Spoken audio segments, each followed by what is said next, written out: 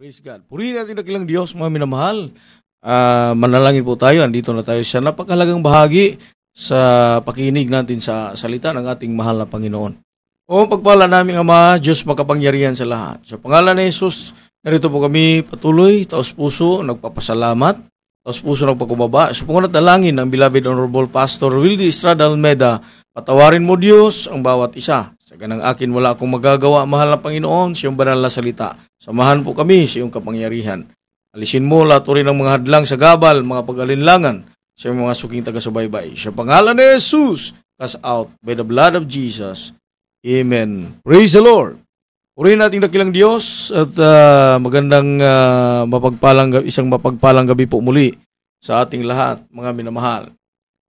Muli po ako'y bumabati ng pinakataas na mga pagpupuri. Pagluluwalhati, pagpaparangal, pagdadakila at pagsamba ay tanging sa ating pinakamamahal na Panginoong Jesucristo. At dubling paggalang sa ating minamahal at kagalang-galang na Pastor Wildy Estrada Almeda. Sa mga beloved children at sa mga pag-alala sa mga ginintuang aral at turo ng ating beloved Assistant Pastor Lina C. Almeda or beloved Mama Dear. Sa lahat ng mga taga-subaybay, taga-pakinig, sa ating mga kapatiran na kaantabay, magandang gabi po sa ating lahat, mga minamahal. At ihanda po natin ang ating mga sarili dahil ito na po ang napakahalagang bahagi sa ating banal na programa dito po sa Jesus Miracle Hour. Ang pakikinig sa salita ng ating mahal na Panginoon. Dahil ito po ang pagkain ng ating mga kaluluwa, mga minamahal. Palagi nating inaalala, mga minamahal, ang salita ng Diyos at palagi nating naririnig, mga minamahal, ang salita ng ating mahal na Panginoon. Atin muling pakinggan ang patungkol sa totoong iglesia, no? The True Church of the Living God, mga kapatid. Dahil ito po'y binubuo at ipinatayo sa ating mahal na Panginoon. Dito tayo huhugot sa libro ng Mateo, Kapitulo 16, versikulo 18. Ang sabi po dito, mga kapatid, at sinabi ko naman sa inyo na ikaw ay Pedro, sa ibabaw nitong batong ito ay itatayo ko ang aking iglesia at ang mga pintuan ng Hades ay hindi magsipanaig laban sa kanya. Mga kapatid, iklaro ko lang po, mga minamahal. Ang iglesia, sa pag-akala ng iba, ay isang building. Mga minamahal, ang iglesia, mga kapatid, ayon sa banal na kasulatan, dito po sa Gawa, Kapitulo 11, versikulo 22, mga minamahal. Ito po ang pagkasabi, at dumating ang balita tungkol sa kanila sa mga tainga ng iglesia na nasa Jerusalem at kanilang sinugo si Bernabe hanggang sa Antioquia. So mga minamahal, napakaliwanag, no? Na ang iglesia ay hindi building na ginawa sa kamay ng tao, kundi ito po'y mga katauhan ng Diyos, mga tao ng Diyos. Dahil ang sabi ng Biblia, ang balita ay dumating sa kanila, sa mga tainga ng iglesia. So, kung sa Bisaya, dunay dalunggan ang iglesia nga maminaw sa pulong sa Ginoo. So, ibig sabihin, ang iglesia dili building, kundi tao, mga kapatid. Tao, so ibig sabihin, mga tinawag ng Diyos. Hukbo ng mga sandatahang espiritual. Ito po ang mga taong tinatawag ng Diyos at inahon ng Diyos mula sa kasalanan, nilinis ng Diyos at tinawag ng mahal na Panginoon ang mga taong may takot sa Kanya, mga minamahal. Ito po ang iglesia, mga minamahal, ang natinutukoy ng ating mahal na Panginoon. Kung pag-usapan natin ang building, mga minamahal, ang building, ito po ang pagtitipunan sa mga tao ng Diyos. Ito po doon magkatipon-tipon para doon sa samba ang mga tao ng Diyos, ang mga tinawag ng Diyos, yung mga tao na willing gumawa sa kalooban ng mahal na Panginoon, no? Yung mga tao na tinawag ng Diyos doon sa lugar na pipiliin ng mahal na Panginoon na doon sila magpupuri. Doon sila magluluwalhati. Doon nila sasambahin ang mahal na Panginoon, no? 'Yun ang kung ang building ang pag-uusapan. Pero ang building hindi 'yon ang tinatawag na iglesia. 'Yun ang lugar na doon ang mga anak ng Diyos magpupuri, magsasamba, magkakatipon-tipon mula sa iba't ibang lugar para doon, mga minamahal, sila makipagtagpo sa presensya ng ating dakilang Diyos. Tulad ng sinasabi dito sa 2 Crónicas, Kapitulo 7, versikulo 16. Ito po ang pagkasabi. Basahin po natin, mga minamahal. Ang 2 Crónicas, Kapitulo 7, versikulo 16. Sapagkat ngayon ay aking pinili at itinalaga ang bahay na ito upang ang aking pangalan ay dumuon magpakailanman, at ang aking mga mata at ang aking puso ay duroong palagi. Pinili ng Diyos ang isang lugar para lagyan ng kanyang pangalan, mga kapatid. Ang iglesia, mayroong palatandaan. Hindi lahat. Marami kasing naglipana ngayon, mga minamahal, kung sila ay nakapag-aral ng Bible School, sila ay marunong na magbasa ng Biblia, marunong na mag-expound ng kapitulo at bersikulo, magtayo sila ng iglesia. Ito po ang naglipana ngayon, mga minamahal. Maraming iglesia, mga kapatid. Ang iba, rehistrado sa SIC, at ang iba naman ay hindi. Ibig sabihin, yung mga iglesyang kolorom, mga minamahal, na hindi mga rehistrado, mga kapatid. Pero isa lang ang sinasabi sa bawat isa na nagtatayo ng iglesia, ay sila ang nasa katotohanan, mga minamahal. Walang tao nagtayo sa isang iglesia na sasabihin niya na sila ay kulto or piki o wala sa katotohanan. Ang lahat na kanilang sasabihin, mga minamahal, kiniklim ng bawat tao na nagtayo ng church or iglesia ay nasa katotohanan, mga kapatid. Mayroong palatandaan, mga minamahal. Una, mayroong makita mo iglesia na hindi nagdala sa pangalan ni Kristo. Ang nilagay nila ang kanilang pangalan or pangalan ng kanilang founder, tulad ng St. Peter Church.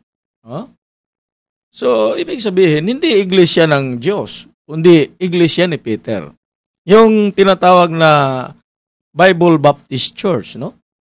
So, maliwanag, mga minamahal, na hindi nakapangalan sa Panginoon, na siyang nagtayo sa kanyang sariling iglesia, kundi ang pangalan ni Juan, no? So, ibig sabihin, ang church na yan ay kay Juan. So, ang sabi ng Bible, mga minamahal, binasa natin, napakaliwanag, na siya'y magpili. Siya'y magpili at itinalaga ang bahay. Yung bahay na pagtitipunan sa mga katauhan ng Diyos. Yung mga tinawag ng Diyos para doon magsamba, doon magpupuri, magluluwalhati, at doon makipagtagpo sa presensya ng mahal na Panginoon. Ang sabi po, para lagyan ng kanyang pangalan. So walang ibang ilagay sa iglesia kanyang pangalan dahil siya ang may-ari ng kanyang sariling iglesia. Tulad ng nakita mo, mga kapatid, dito sa gawaing ito ng GMC, Jesus Miracle Crusade International Ministry, hindi ka makakita ng pangalan ng aming pastor na nakalagay doon sa trangkahan ng church, mga minamahal. So, makita mo, malayo ka pa lang, mga minamahal. Pag ihangad mo yung mukha mo sa langit, mga kapatid, makita mo yung nakabandera. Walang ibang pangalan doon na makikita na mayroong ilaw ngalan ni Jesus. Jesus, dahil siya ang may-ari. So, dapat lang mga kapatid, ang ilagay sa church, yung bahay na pinili at itinalaga ng Panginoon, walang ibang ilagay na pangalan. Hindi pangalan ng founder, hindi pangalan ng iba't ibang mga pangalan na nasa kathang isip ng tao, kundi ang pangalan ng Panginoon. Para, ang sabi ng Biblia, ang aking puso at ang aking mata ay duroong palagi. So sa bahay na yan na pinili ng Diyos, mga minamahal, yung pagtitipunan ng mga anak ng Diyos, doon ang presensya ng mahal na Panginoon. Kaya sa mga kapatiran natin na palagi nating ini-encourage nga huwag kayong mag-absent sa araw ng pananambahan. Dahil bawat tayo magsamba, bawat araw na ating pinupuri ng ating mahal na Panginoon, madama natin ang presensya ng Diyos. Ang kaligayahan, kagalakan sa ating mga puso, mga minamahal.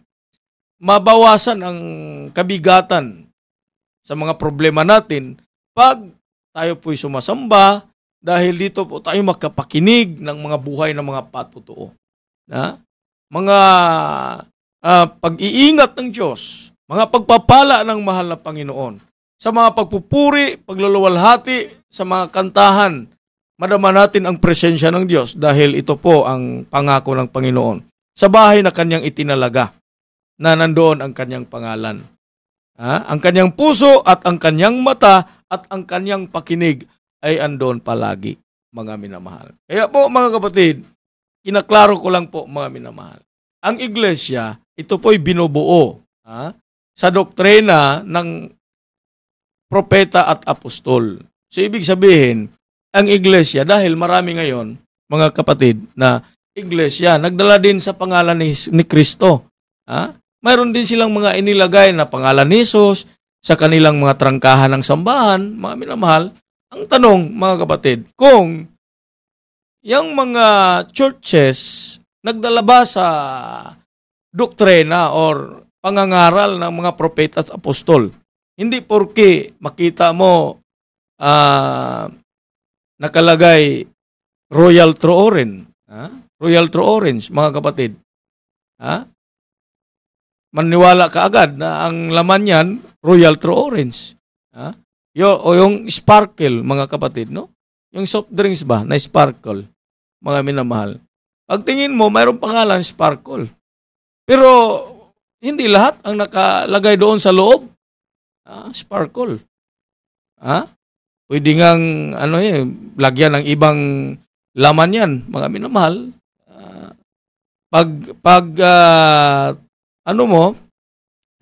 I-testing mo, mga kapatid, yun malaman mo, hindi pala sparkle yung laman. Hindi pala true orange yung laman.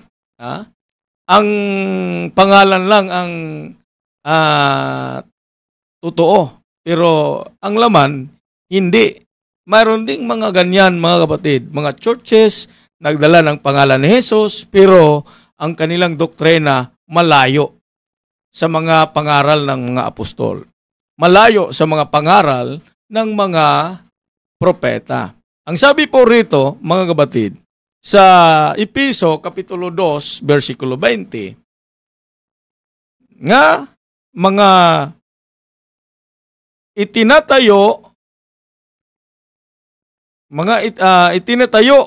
sa ibabaw ng kinasasaligan ng mga apostol at ang mga propeta na si Kristong Hesus ay Pangulo bato sa panulok. So, ang iglesia ay itinatayo kinasasaligan ng mga apostol at mga propeta. So, ibig sabihin, nagdala sa doktrina, Nagdala sa doktrina ng mga apostol at propeta, mga minamahal. Hindi sa lungat. Ang sabi pa ni Apostol Pablo, kung mayroong mga ngaral sa inyo, kung mayroong mga nangangaral, na hindi katulad ng ipinangaral ng mga apostoles, hindi katulad ng kanilang ipinangaral, ay siyang itakwil. So marami ngayon, mga kapatid, nagdala din sa ngalan ni Jesus, pero ang kanilang mga pangaral malayo sa mga pangaral sa mga apostoles. Malayo sa pangaral ng mga propeta, mga kapatid. Bakit ba, mga minamahal? Ating pinag-usapan. Sa iglesia, mayroon bang propeta? Mayroon bang apostol? So ang Diyos ang nagtayo, ibig sabihin kompleto. Kompleto, Ricardo, walang labis at walang kulang. Mga kapatid, ikaw nga, pag mayroon kang bahay, pag mayroon kang pera, gusto mong kumpletuhin yung mga appliances mo sa bahay. Gusto mong kumpletuhin mo ang mga gamit mo sa bahay. Paano na kaya ang mahal na Panginoon? Siya ang nagtatayo sa kanyang iglesia, mga kapatid. So, ibig sabihin, mas kumpletuhin ng Diyos ang kanyang iglesia sa lahat ng mga sangkap. Kaya sabi dito, sa unang Korinto, Kapitulo 12, versikulo 28, napakaliwanag po ang sinasabi ng Bible, mga minamahal. Ito po ang pagkasabi, mga kapatid, sa unang Korinto, Kapitulo 12, versikulo 28. At ang Diyos ay naglagay ng ilan sa iglesia. Una-una, mga apostol. Ikalaway, mga propeta. Ikatlo, mga guro. Saka mga himala. Saka mga kaloob na pagpapagaling. Pagtulong, mga pamamahala at iba pang mga wika. So, kumpleto, Ricardo. Walang kulang. Walang labis, walang kulang po, mga minamahal. Mayroong apostol, mayroong propeta, may himala. May mga pagtuturo, may mga mangangaral, mga kapatid. So, mga minamahal ko, mga kapatid, sa hindi nakakaalam, mayroon iba nga kontento na lang sila, basta kay, sabi nila, nasa katotohanan, mga kapatid, hindi nila alam na mayroon palang propeta ang iglesia na dapat nating pagkatiwalaan sa ating kaligtasan, sa ating kaluluwa, dahil sila po ang nagtuturo. Ha?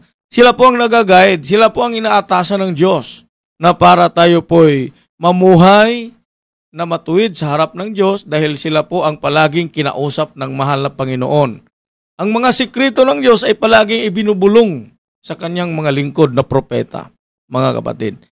Ang mga pagkatiwalaan sa ating kaluluwa, yung mga nagbabata ayon sa kalooban ng Diyos, yung mga handang magbuhis sa kanilang buhay, handang ialay ang kanilang buhay, pagsakripisyo para lang sa mga kaluluwa. Ito po ang ating mabasa dito po sa 1 Peter chapter 4 verse 19. Kaya't ipinagkatiwala naman ng nangagbabata ayon sa kalooban ng Diyos ang kanilang mga kaluluwa sa paggawa ng mabuti sa tapat na lumalang.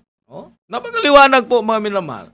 Ang ating kaluluwa, ang ating kaligtasan ay dapat nating ipagkatiwala sa mga tao na handang magtiis, magsakripisyo, handang magbuhis sa kanilang buhay, mga minamahal, nangagbabata ayon sa kalooban ng Diyos. Ito po ang karapat-dapat pagkatiwalaan ng ating mga kaluluwa. Yung yung mga gumagawa ng mabuti sa tapat ng lumalang. Sa harap ng Panginoon, may takot sa Diyos. May takot na magkasala, mga minamahal. Yun ang mga dapat pagkatiwalaan dahil sila po ang pinagkatiwalaan ng Diyos sa kanyang iglesia, mga minamahal. Napakaliwanag, mga kapatid. So, ang iglesia may kapangyarihan. So, ibig sabihin, may mga patutuo. May mga himala, mga minamahal. Yung iglesia, ang sabi po ng Biblia, kahit ang pintuan ng Hades ay hindi makapanaig laban sa kanya. So, maliwanag na ang iglesia may kapangyarihan, mga minamahal. Kahit ang dyablo, hindi makapanaig. So, ibig sabihin, ang mga tao na tinawag ng Diyos, nasakop, mayroong kapangyarihan, mga minamahal. Maraming mga karanasan Sa kanilang mga personal na buhay, mga kapatid. Dahil mayroong tao na pinagkatiwalaan para magtuturo, mangangaral, at magpapakain sa karunungan at unawa, mga minamahal. Ang sabi ko, mayroong pastor, may propeta, ang iglesia na pinagkatiwalaan ng Diyos para mamuhay na matuwid ang mga tao ng Diyos. Ang sabi po ng banal na kasulatan, dito po sa Jeremias, Kapitulo 3, versikulo 15. At bibigyan ko kayo ng mga pastor ayon sa aking kalooban, na kakandili sa inyo ng kaalaman at unawa. So maraming pastor ngayon, mga minamahal, na tinatawag na pastoratoy. Mga pastorotot, mga kapatid, dahil pastor nga ang pangalan nila, pero patuloy ang kanilang paggawa sa mga gawaing sanglibutan, mga minamahal, no? Walang takot sa Diyos. Maraming pastor ngayon, mga minamahal, na nangaral na ebanghelyo dahil sa pera. Nangaral para sila'y sumikat. Iba yung nangangaral, mga minamahal, sa totoong pangangaral na may kasamang pagtitiis. May kasamang pagsakripisyo. Itinuturo, mga minamahal, na walang takot ang salita ng Diyos. Yung iba, matakot silang mangaral about sa kabanalan. Dahil natakot sila nga ang kanilang mga membro matisod. Dahil para ang sabi pa nila, mga minamahal, panahon ngayon ay sosyala na, mga kapatid. Hindi na pwedeng sundin ang orihinal, mga kapatid. Ayaw nilang pangaralan ang kanilang membro dahil takot sila na baka ay hindi na magpatuloy. Pero dito, ang ating mahal na pastor, hindi siya natatakot na ipangaral ang ebanghelyo. Ipakain ang salita ng Diyos sa mga kaluluwa na kanyang kinasasakupan.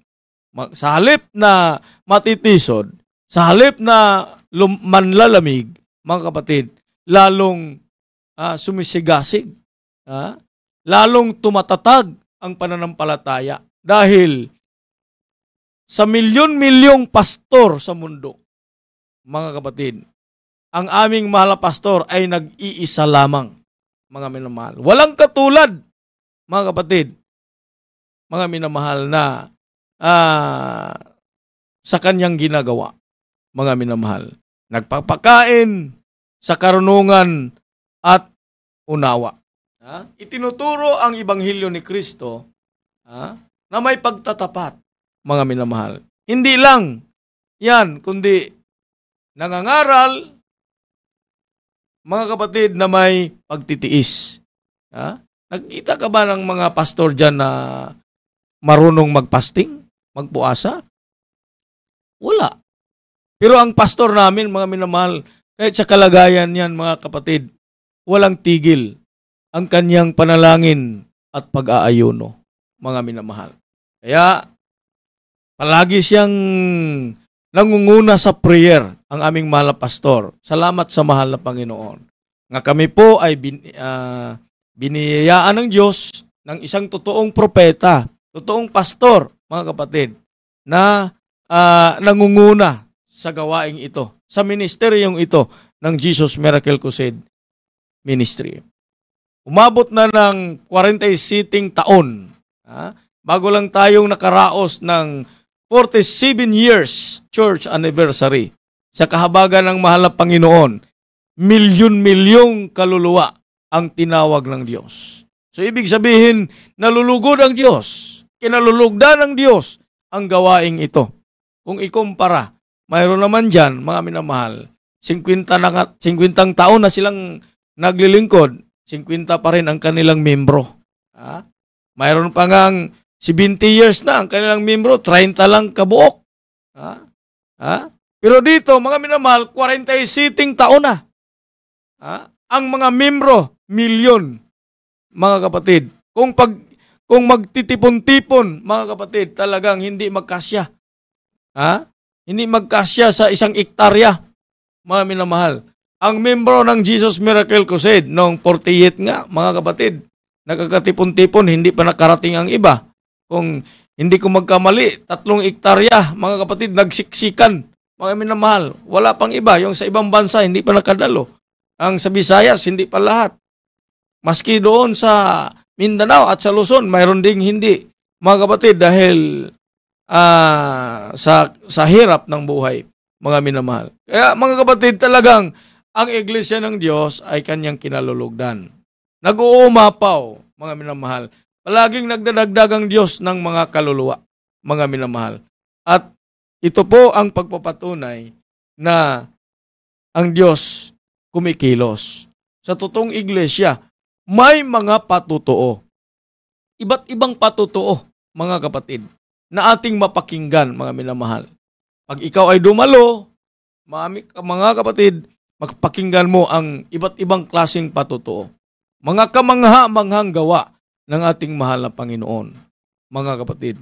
Sa totoong church, sa totoong iglesia, mga minamahal, maraming mga ginawa ang Diyos, makapangyarihang gawa ng ating mahal na Panginoon. Biro mo, ang tagal na namin dito naglilingkod, hindi na kami inom ng gamot, mga minamahal. Yung mga bisyo namin, mga ilang taon na hindi na bumalik. Talagang ang Diyos naghihimala at kumikilos sa gawaing ito ng Jesus Miracle Crusade. Dahil, mga kapatid, ito po ang tunay. Ito po ang tunay na iglesia na naging connection sa niunang iglesia, mga kapatid. Ito po ang naging kutay sa iglesia ng Diyos na itinatayo niya sa matagal ng panahon. Dahil hanggang ngayon, ang katuruan dito sa Jesus Miracle Crusade, ang katuruan ng apostol at katuruan ng mga propeta. Kaya po, ito ay binubuo sa doktrina ng apostol at propeta. Kaya ang kapangyarihan ng Diyos ay nananatili hanggang sa panahon natin ngayon. Dito po nakikita natin sa totoong church ng Jesus Miracle Crusade International Ministry. At wala na tayong oras, mga kapatid, at inaniyahan po namin kayo. Tayo po'y manalangin, sa maiksing panalangin, tanggapin ninyo si Kristo at hanapin ninyo ang totoong gawain. Sabihin ninyo, Ama naming banal, sa pangalan ni Jesus. Maraming salamat sa iyong banal na salita. Mahal na Panginoon, tinatanggap kita. Aking sariling tagapagligtas, Diyos at Hari ng aking buhay. Bigyan mo akong pagkakataon makapaglingkod sa iyo. Sa puso, isip at katotohanan. Sa ngalan ni Jesus, ikaw ay aking tinanggap. Amen. Mahal na Panginoon, maraming salamat sa mga taong nakinig at umanggap sa iyo. Mahal na Panginoon, dalhin mo sila sa iyong totoong iglesia, sa buong katotohanan, bigyan mo silang pagkakataon makapaglingkod sa iyo. Sa ngalan ni Jesus. Amen. Mga kapatid, ipatong ninyo inyong mga kamay sa inyong mga radio, sa inyong mga monitor screen. Kayo manalangin, sasawayin natin ang lahat ng mga uri ng gawa ng kaaway. Sa ngalan ni Jesus, sa pangunat na langin, ang manamahal at kagalang-galang na pastor, Wildy Estrada Almeda. Sa ngalan ni Jesus, aming sinasaway. Lahat uri ng mga karamdaman, mula paa hanggang ulo, lahat ng mga gawa ng kaaway, mga bisyo, pagka-drug addict, sa pangalan ni Jesus, pagkalasinggero, pagka-chinsmoker, cast out with the blood of Jesus. Lahat ng mga virus, kahirapan, mga problema, cast out in Jesus' name. Hallelujah! Praise the Lord. Amen and amen. Glory to God. Salamat sa mahal na Panginoon, sa matagumpay. At hanggang dito na lang po, mga kapatid, ang ating banal na programa. Huwag kayong mag-absent sa ating pagsunod at pagsubaybay dito po sa Jesus Miracle Hour. Ito po ang iyong maglingkod, Brother Perfect Ias. At ang kasama po natin, beloved Brother Timboy Abad. At hanggang dito na lang po. We love you in the Lord, but our dearest Jesus loves you more. Good night.